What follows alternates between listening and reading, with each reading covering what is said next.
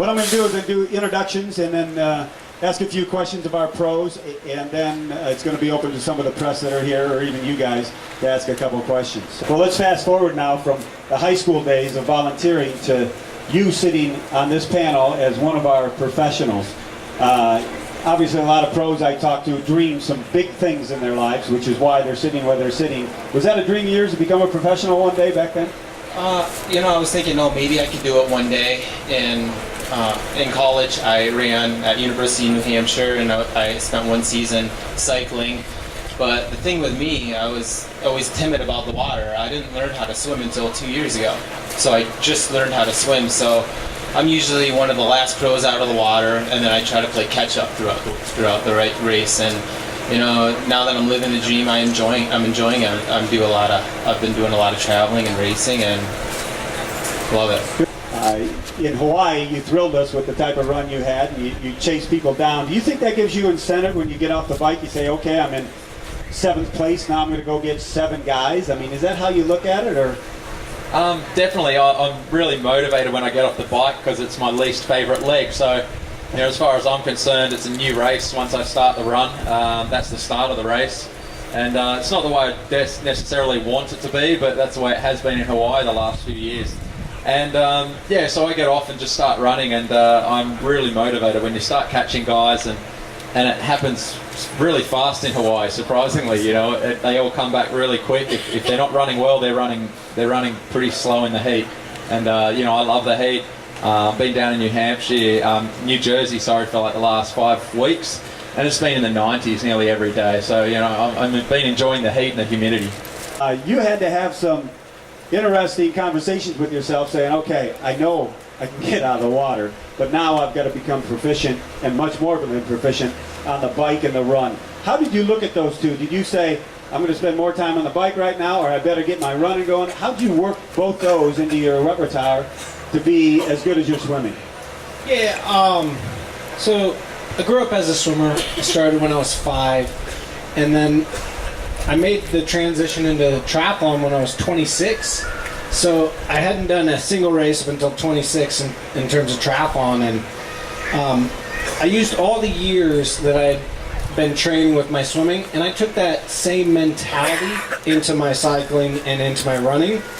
So I knew how to push, and I knew how to really maximize my effort and really kind of challenge myself in the water. And the big question mark was, could I do it on the bike, and could I do it on the run? And for the first maybe 6 or 7 years of my career in triathlon, I felt like my swimming and the heartbeat and the rhythm of my breathing correlated really well to my running and the rhythm of the run. It was very symmetrical for me, and the way that my kind of internal metronome works. It was like breathe in, breathe out, 1, 2, 1, 2, left, right. And it seemed to work really well for running, and it translated perfectly. And then for cycling, I felt like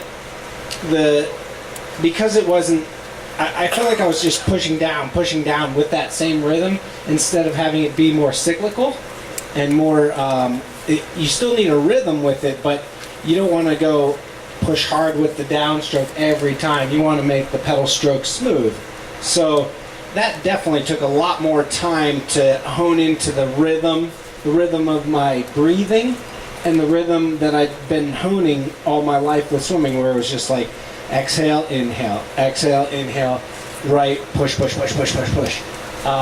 cycling, it's more like, try to feel the pedal stroke throughout the entire stroke, and it was basically like maintain your momentum and hold, as opposed to like this pushing in and out with swimming and running. And it was real weird, but like my focus was, I know how to push in the water. You can push on the bike and you can push on the run. And then it just took a little while for me to learn how to push better, or maybe not better, but smarter on the bike. Why'd you choose Lake Placid? Why'd you put this Ironman into your schedule? Well, I grew up on the East Coast, and I just moved from New York City back in January. I moved to Los Angeles, and so, for me, Lake Placid, it was the first Ironman that I ever watched, and it's just such an iconic race.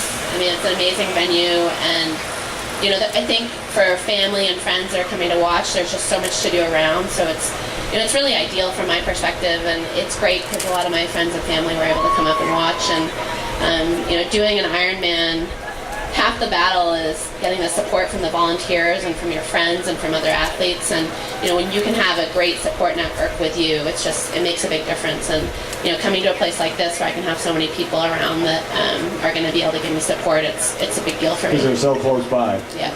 Because you've been here, this will be your 5th time. Do you believe that really gives you an advantage in your race just because you know the course so well? Yes, I do. I've been coming up here to train and to race. The first time I raced this race was in 2004.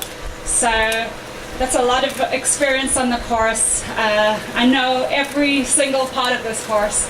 And the thing about this course is you never know what to expect there. You never know what the weather's going to bring race day, the wind, and I think I've trained in all the conditions that you can get on race day here. I've trained in those awful wet conditions. I've trained in the heat here. I've trained when the wind's been on your face on the uphills. So I know the course pretty well, and I hope to use it to my advantage. Well, when the weather report way after race day is like this, so actually a little cooler, 75 degrees, but we're in upstate New York. You can never depend on that. So what's your strength going to be on race day, besides knowing the course? I'm hoping my strength is going to be on the run, the last 13 miles on the run. I hope to just have fun race day. Ironman is all about having fun, and the crowd support out here is amazing. The spectators are amazing. The village of Lake Placid is the vibe there is one of the most amazing races that you'll do. So I look forward to just being out there and having a good time, and yeah.